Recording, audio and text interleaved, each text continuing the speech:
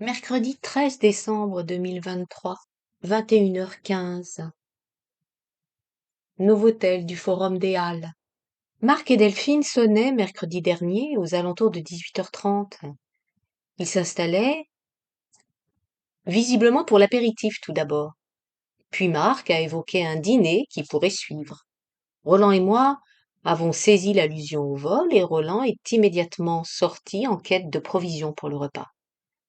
J'ai rapidement compris la raison de leur visite impromptue. La deuxième échographie de Delphine venait d'avoir lieu. Marc l'avait accompagnée. L'événement m'était sorti de l'esprit lorsqu'ils étaient arrivés. Simon nous a rejoints une petite heure plus tard après sa journée de travail. L'intention de Marc et Delphine était de fêter l'annonce du sexe de leur enfant. Le bébé sera une petite fille.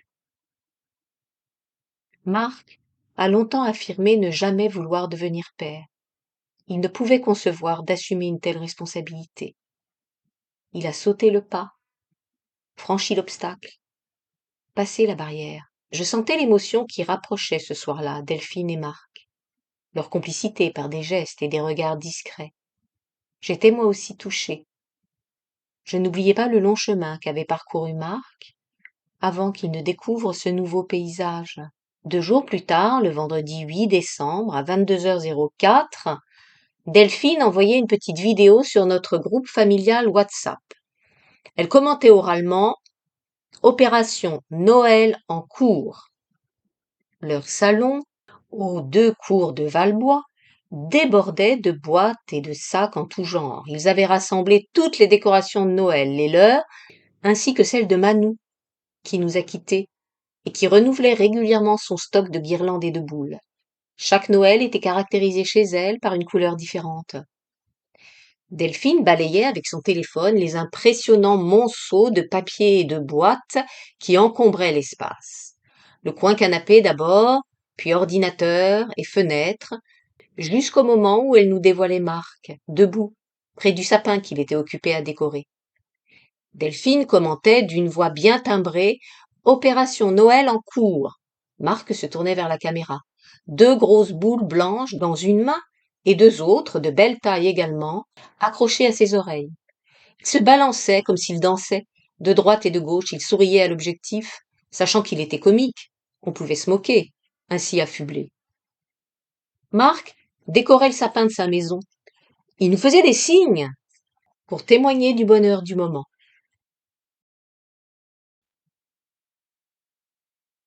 Samedi 16 décembre, le matin, j'écoutais les psaumes de la Bible, début. Dans la journée, en pointillé, le meurtre de la renarde, de Michel Lajoux, au Cherche-Midi, et Mon beau navire, de Anne Wiazemski chez Gallimard. L'après-midi, en me baladant, j'ai réécouté, car je l'avais écouté trop vite la première fois, La vie quelque part de Anita Bruckner. La nuit, pour favoriser mon sommeil, Salammbô de Flaubert. Dimanche 17 décembre, Psaume et Mon beau navire. Lundi 18 décembre, le matin, encore au lit, j'ai lu et écouté, j'avais le texte sous les yeux, le début de la Bible pour les nuls. J'ai écouté dans la journée de longs extraits de Orlando de Virginia Woolf. J'ai poursuivi l'écoute de Mon beau navire et des psaumes. J'ai écouté la fin de L'île au trésor de Stevenson. Mardi 19 décembre, quelques courts extraits de L'île au trésor et de Moby Dick de Herman Melville, suite de Mon beau navire et des psaumes. Mercredi 20 décembre 2023, 10h45, au Novotel du Forum des Halles. Une semaine est passée depuis le dernier texte, écrit en ce lieu. Dimanche soir, Roland était en cuisine. J'étais dans l'ex-chambre de Simon, je corrigeais des textes audio qui appartiennent au domaine public, que j'avais lus et que j'adresse à littérature audio. Ou bien, je travaillais peut-être à la présentation de mon dernier livre, décembre 2016, mai 2017, La course de Nîmes, que j'avais terminé mercredi dernier ici, dans ce même salon du Novotel des Halles. Simon a sonné le premier pour le dîner en famille du dimanche soir, puis Marc et Delphine sont arrivés. Ils descendaient du 3e étage. Ils avaient passé l'après-midi dans l'ancien appartement de Manou, qui maintenant, depuis le 28 novembre, date où la famille au complet, y compris le frère et la sœur de Roland, s'est trouvée réunie chez le notaire, qui maintenant donc appartient à Marc. Delphine et lui s'y installeront dès qu'il aura été vidé de ses meubles et rénové également. Ils avaient passé une partie de l'après-midi chez eux. Les déménageurs débarrasseront l'appartement le 27 décembre. Marc et Delphine avaient déposé les objets qu'ils souhaitent conserver dans la cuisine et la salle de bain, 2 pièces qui ne seront pas visitées par les déménageurs. Depuis des semaines, je vois des photos apparaître chez nous. Elles proviennent de l'appartement de Manou. Marc et Delphine n'ont pas manqué, ce soir-là également, d'en rapporter quelques-unes. Chacun les a regardées avec attention. L'une d'entre elles montrait Roland, âgé peut-être de 14 à 16 ans, debout près de son père, sur le bord d'un rocher qui dominait la mer à Salaya, en Espagne, là où Roland a passé presque tous ses étés d'enfant en famille, là où Roland, les enfants et moi, sommes allés également tous les ans, environ jusqu'à l'été 2010. Roland et Marc étaient émus. La même photo aurait pu être prise avec eux deux, le père et le fils, en lieu et place de Roland et son père. Le même lieu, la même position des personnages, la même attitude, chacun penché sur une canne à pêche identique. Le père transmettant à son fils son goût pour la pêche. Sur une autre photo, on m'apercevait, visage et épaules, au travers de la fenêtre de notre caravane que nous avions installée dans le grand terrain de Champs-les-Vignes, à la campagne. Nous y sommes longtemps allés le week-end et pendant une partie des vacances, tant que les enfants, encore des enfants, sentaient leur cœur qui s'emplissait de joie et leur corps entier qui désirait s'ébattre vers les arbres. À peine où franchissions-nous le portail du grand jardin. Nous n'habitions pas la maison qui était la maison de campagne de Manou et Marcel. Nous préférions être indépendants. J'avais moins de 40 ans sur ce cliché.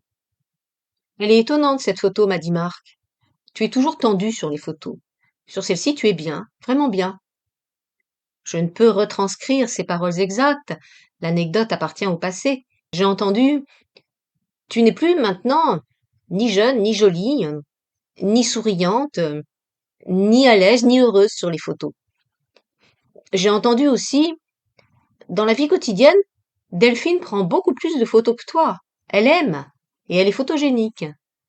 J'ai interprété qu'il me critiquait dans l'absolu, et aussi par comparaison avec Delphine, qui, en ce domaine, quant à l'apparence du bonheur, et donc sans doute également quant au bonheur lui-même, est bien plus douée que moi. Je ne suis pas triste. Son couple, par rapport à celui que nous formons, Roland et moi, est tout jeune. Il a tout ou beaucoup à prouver, tout ou beaucoup à créer, tout ou beaucoup à vivre. Je ne suis pas triste, car Marc a besoin de s'affirmer par rapport à moi, ou de valoriser les qualités de Delphine par rapport aux miennes. Les compliments qu'il m'avait adressés sur mon apparence passée n'en étaient pas réellement. Ils n'étaient que les quelques propos favorables qui lui ont permis d'exprimer en cette occasion la vision par ailleurs largement moins positive qu'il a de moi. Nous avons bien dîné ce soir-là, comme d'habitude, gâtés par les soins gastronomiques de Roland. J'ai apporté les crêpes alors que nous avions rejoint le canapé de la grande salle. Le match de football du dimanche soir était diffusé à la télévision. Nous avons rapidement évoqué le sujet de l'éducation des enfants. J'ai probablement parlé de culture, d'abstraction, de littérature, de capacité à réfléchir. J'ai oublié le contenu précis de mes paroles. Je me souviens en revanche de la réponse que me fit Delphine. Je pense, m'a-t-elle dit, que l'on peut très bien réussir dans la vie sans avoir son bac. Elle évoquait le cas de son frère aîné, ainsi que celui de son cadet. Je n'en doute pas. Je parlais de moi, je suppose. Je dois avoir besoin de ces superstructures que l'on pourrait qualifier d'intellectuelles. Le terme intellectuel étant, comme chacun sait, connoté plutôt négativement. La veille, samedi soir, Simon était passé dîner à l'improviste. Nous étions à table, Roland était présent, je l'interrogeais sur la semaine qu'il avait vécue dans son appartement de l'autre côté du boulevard. J'appris qu'il était sorti lundi soir. J'ai continué à le questionner. Il précisa qu'il avait rencontré une jeune fille par l'intermédiaire d'un site. Il la voyait pour la première fois. Qu'en avait-il pensé? Y aurait-il une deuxième fois? Son opinion sur le sujet ne semblait pas bien définie. Roland exprima son scepticisme relatif à l'intérêt de ce genre de site de rencontre. Tu sais, je dis à Simon, tu pourrais peut-être participer à la chorale des jeunes de la paroisse. Je suis au courant, maman. Tu me l'as déjà dit, m'a-t-il répondu gentiment. Ce n'est plus la peine de me le répéter.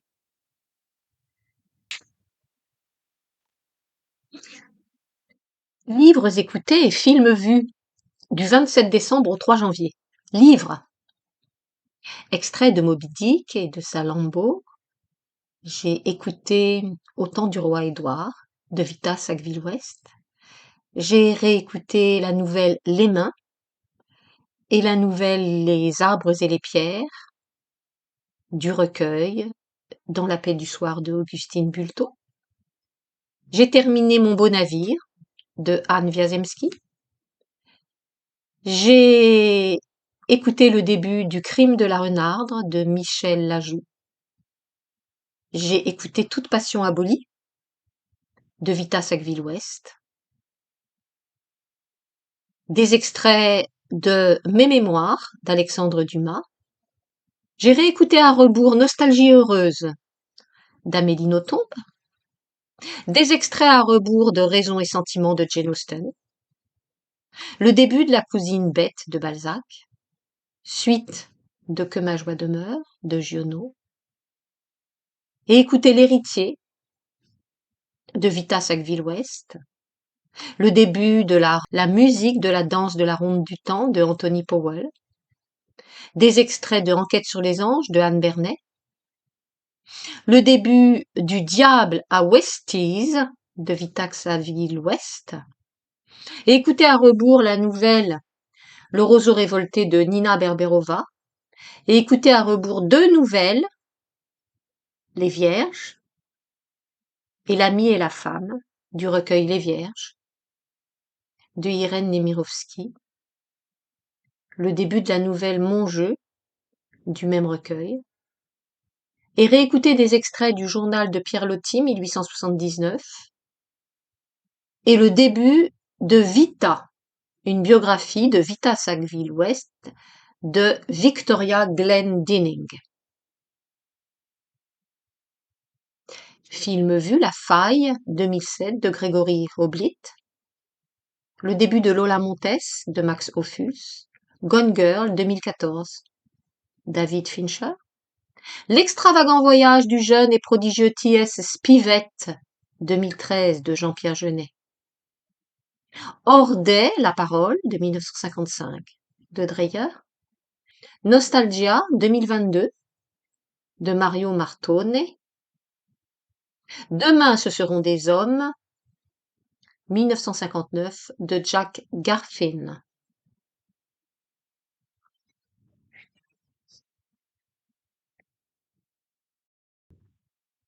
Mercredi 3 janvier 2024, 12h15, dans le salon du Novotel des Halles. Les fêtes de Noël et du jour de l'an sont passées. Cette période est difficile, car elle est chargée de souvenirs, de traditions et de sentiments intimes et profonds. C'est l'occasion pour Roland de proposer à sa famille des mets exceptionnels. Il s'est concentré pendant des jours, voire des semaines, en vue des fêtes pour concevoir au mieux les deux menus les plus complexes qu'il devait prévoir. Celui du 24 décembre au soir, les trois jeunes venaient dîner après la messe, nous allions ensemble à 21h, Le lendemain, à l'heure du déjeuner, Simon seul nous rejoignait. Un autre repas important était celui du 1er janvier, prévu pour 13 heures. Les 3 jeunes étaient de nouveau présents. Maman devait également nous rejoindre. De plus, Simon nous a fait la surprise, à l'improviste donc, de s'inviter le vendredi 22 décembre au soir. Il s'est manifesté en ce sens vers 17 ou 18 heures sur le groupe familial WhatsApp.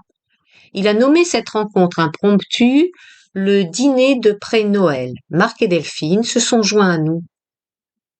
Les événements ont respecté cette organisation à la réserve près que maman n'est pas venue le 1er janvier. Elle avait pris froid. Ce type de malaise lui provoque des nausées et un épuisement pendant presque une semaine. La valeur de mes jours passe par les rapprochements que je peux vivre sur cette terre avec ceux que j'aime. Je me lève chaque matin, contente, parce que je retrouve Roland. Il y a d'abord le bonjour du matin. Puis intervient une proximité plus ou moins marquée entre nous. Le plus souvent, Roland reste dans l'appartement.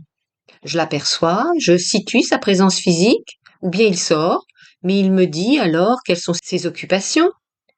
Nous honorons ensuite, lors du déjeuner, notre rendez-vous quotidien en tête-à-tête et en bavardage.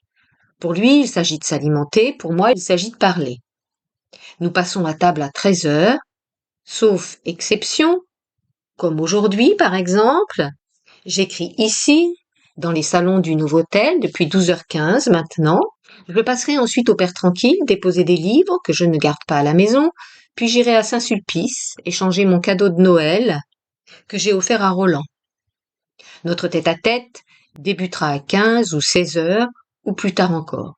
Il nous suffit de prévoir ce type de retard. Le décalage est parfois de mon fait. D'autres fois, Roland en est à l'origine. L'après-midi ensuite n'est pas très différent. Roland sort le chien, moi aussi assez souvent, mais un peu plus tard. Et il m'arrive de passer à l'église. Je glisse alors mon petit chien dans un sac. La messe, qui dure une demi-heure en semaine, débute à 19 heures. J'arrive parfois au début de la messe, d'autres fois en cours de célébration. L'église ferme ses portes à 20 heures. Et, lorsque la messe est terminée, je m'assois de temps en temps près du Saint-Sacrement. Le soir, j'essaie de choisir un film intéressant. Le plus souvent, pendant sa diffusion, je photographie des livres, afin de les transformer ensuite en fichiers audio. Mes occupations en ce moment, à proximité de Roland, consistent à terminer mon livre. Décembre 2016, mai 2017, La course de Nîmes.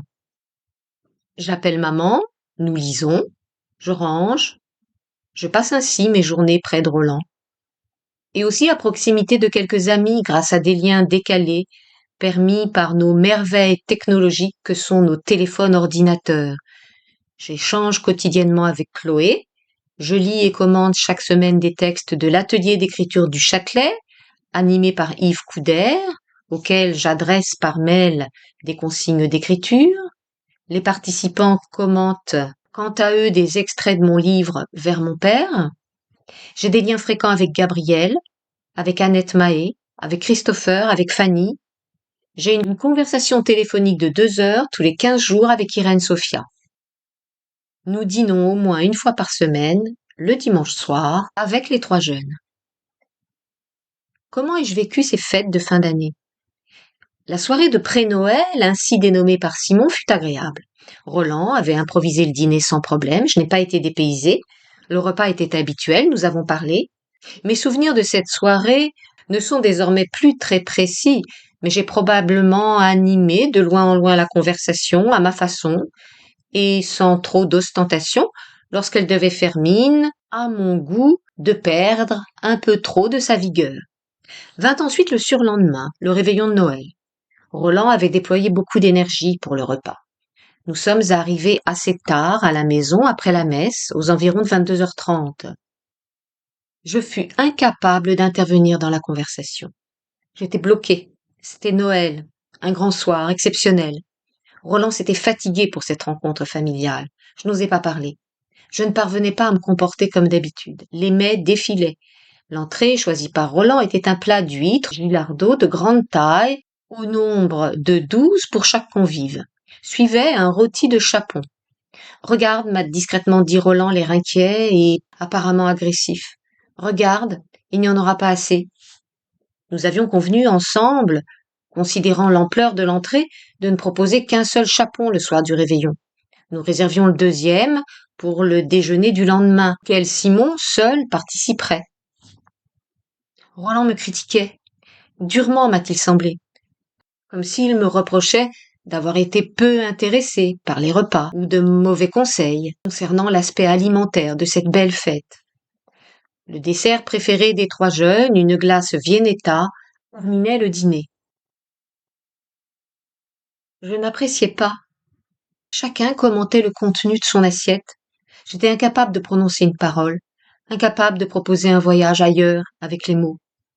J'ai tenté pendant quelques instants de me recueillir dans la prière. « Est-ce que ça va, maman ?» s'est immédiatement inquiété Simon. Oui, bien sûr, l'ai-je rassuré au plus vite avec un sourire réconfortant, et j'ai abandonné mes velléités de recueillement. J'étais triste en me couchant. Ce moment aurait dû créer, normalement, comme d'habitude, un rapprochement avec mes enfants. Il n'avait suscité en moi qu'un sentiment d'angoisse, ainsi que la vague crainte de m'ennuyer. Je n'avais pas été naturelle, en raison, je le suppose, de l'intensité affective et matérielle investie par Roland en ces instants de fête. J'étais restée loin, et surtout coupable. Une mère qui n'apprécie pas Noël avec ses enfants est une femme indigne. Le déjeuner du lendemain avec Simon fut du bonheur. Nous avons été proches. J'étais inquiète le 1er janvier, qui suivrait une semaine plus tard. Depuis toujours, une réunion familiale au sens large est prévue ce jour-là, qui est, comme chacun sait, le 1er jour de l'année, et pour nous, particulièrement, l'anniversaire de Marc. Je craignais de connaître la même tristesse, en raison du caractère exceptionnel du moment, en raison de l'effet petit plat dans les grands. Je fus modeste. Si par malheur, me disais-je avant le jour des festivités, il m'arrive de vivre le même blocage, je ne sautillerai pas, malheureuse intérieurement, en me critiquant moi-même durement d'être passive et ennuyeuse et ennuyée. J'accepterai. Je me suis comportée ainsi. Les conversations n'atteignirent pas des sommets d'animation, mais je m'y attendais. Ce fut un moment de proximité, à leur façon. J'ai participé, certes, modestement, aux paroles qui étaient échangées, mais un peu plus, cependant, qu'une semaine plus tôt. Je ne pouvais pas être plus active. Roland était détendu. Il prenait la parole, fréquemment si l'on considère son tempérament habituellement peu expansif. J'ai peut-être imprimé si systématiquement le mouvement de la parole au sein de nos relations familiales que Roland en vient, alors qu'il est intérieurement moins lunatique que moi, à prendre spontanément l'initiative de la conversation, sans problème, quand il se trouve être en forme. J'avais conscience de la douceur du moment. Les moments d'exception, officiellement définis comme festifs, ne me réussissent pas. Mais ce jour-là, je lâchais la barre. Le bateau parvenait à naviguer, plutôt paisiblement sur son aire. Je remplissais tranquillement le lave-vaisselle, le bazar, sans cette intervention domestique, même avec la venue de Lucia le lendemain, aurait été amplement trop monumentale. Je rangeais donc, pour le côté pratique de l'affaire et aussi parce que les échanges, par ailleurs, n'étaient pas extrêmement denses ni intenses. L'idée de regarder un film n'était pas évoquée. Marc a 33 ans et il est préférable que l'initiative ne vienne pas de moi. J'étais dans la cuisine lorsque j'ai entendu parler d'activités à entreprendre ensemble. S'agissait-il de proposer un film ou un jeu? Je me suis précipitée vers le salon. Je voulais montrer mon enthousiasme. Tel était le minimum dont je pouvais faire état, étant donné l'image que j'avais de moi-même, celle d'une mère indigne, ingrate et compliquée. Je vais parler avec entrain de la famille Tenenbaum de Wes Anderson. J'avais acheté le DVD pour que nous le regardions justement, éventuellement cet après-midi-là. Marc a apprécié mon choix. Très bien, m'a-t-il dit. Oui, ce serait bien. Mais pour une autre fois, peut-être. Nous nous sommes orientés vers un jeu. Marc et Delphine en avaient un nouveau qui proposait des questions sur différents thèmes. J'ai pris mon tricot, je me suis bien amusée. Nos trois nous ont quittés vers 17 heures. Les liens que nous établissons avec nos enfants dans la vie quotidienne me sont précieux. Ils font partie des moments de proximité avec ceux que j'aime. Ils constituent ma raison d'être. Mais les moments de proximité considérés comme exceptionnels me posent problème. Je crois qu'il me faudra désormais, afin de les vivre au mieux, adopter dès l'origine un profil extrêmement bas. Je devrais m'attendre à l'irruption de la tristesse, et alors seulement, dans ces conditions, d'éventuelles surprises, plutôt plaisantes, seront peut-être susceptibles de s'épanouir, sans que je m'y attende, justement. Livres, sorties et films. Entre le mercredi 3 et le mercredi 10 janvier 2024.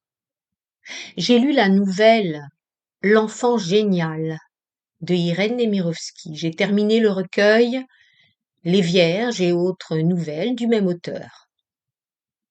Quelques titres de ces nouvelles: La Grande Allée, L'inconnu, La peur. J'ai écouté des extraits de Mes mémoires d'Alexandre Dumas, des extraits du tome 1, c'est-à-dire Une question d'éducation, de La musique de la ronde du temps d'Anthony Powell. J'ai lu le début de La vie d'Irène Nemirovsky, sa biographie, par Olivier Philippona et Patrick Linard. J'ai réécouté des extraits de Journal 1879 de Pierre Loti. J'ai assisté au cours de l'Association des historiens, cours sur culture et mode de vie au XVIIe siècle, et à la présentation du livre Brigitte Si par Brigitte Bramy aux éditions Unicité. Les films: Rifkin's Festival 2022 de Woody Allen, une demi-heure de American Beauty 1999 de Sam Mendes, une demi-heure de L'enfant aux cheveux verts 1948 de Joseph Losey. Mercredi 10 janvier 2024, 11h30, Novotel, du Châtelet. Dimanche après-midi, Roland préparait de nombreux plats. Une bonne et grande pizza qui serait coupée en petits morceaux pour accompagner l'apéritif. Un plat odorant de bœuf bourguignon accompagné de pommes de terre à l'eau. Il avait acheté du bon fromage de brie au goût succulent chez un fromager de la rue de la Rencontre. Je faisais cuire 2 galettes Picard, l'une aux pommes, l'autre à la frangipane. Roland fut agacé pendant ces préparatifs car il manquait de farine. Il me soupçonna de l'avoir jetée ou encore rangée dans un endroit improbable. Sa supposition était erronée. Il sortit acheter la farine qui lui faisait défaut au casino voisin qui dispose de caisses automatiques et reste ouvert le dimanche. Il sortit une deuxième fois pour acheter le pain. Simon arriva le premier, puis Marc, qui était seul. Delphine tardait, elle prenait un bain à l'étage au-dessus, dans leur futur appartement. Ils n'ont pas de baignoire dans leur logement actuel. Marc venait de courir dans un froid glacial. Il file en droite ligne dès qu'il entame l'un de ses fréquents joggings vers le bois de Vincennes, afin de s'extraire au plus vite de l'air pollué parisien. Il n'emmène pas son chien, un cocker roux de toute beauté, d'une intelligence exceptionnelle, très extraverti, affectueux, tonique et heureux de vivre. Mais courir derrière son maître ne représente pas pour lui la plus enivrante des panacées. Courir pendant des kilomètres, toujours au même rythme, derrière Marc, ne le réjouit pas. Il choisissait ses sorties avec circonspection lorsque nous étions à Querbillan. Nous passions là-bas cet été une grande partie de notre vie dehors et il bénéficiait alors de nombreuses possibilités de promenade entre mes propres propositions, celles de Roland, de Marc ou de Delphine. Mais ce chien, au caractère bien trempé, se permettait de refuser purement et simplement toute balade lorsque Roland s'approchait de lui avec la laisse, s'apprêtant à sortir. Cet homme-là n'était pas drôle. Il marchait sagement, par prudence il ne le libérait jamais, il lui refusait de la sorte toute possibilité d'exploration revigorante parmi de savoureuses odeurs qu'il débusquait au sein des buissons le long des marais. Pire encore, il lui était interdit de plonger dans les vagues de l'océan, ce qui constituait pour cet exceptionnel nageur canin le plus délicieux des plaisirs. Simon a glissé dimanche, en début de soirée et entre deux gorgées de sa bière préférée, une remarque anodine. Nous sommes ensuite passés à d'autres sujets. La conversation était décousue et peu suivie, comme il est d'usage lorsqu'on se retrouve.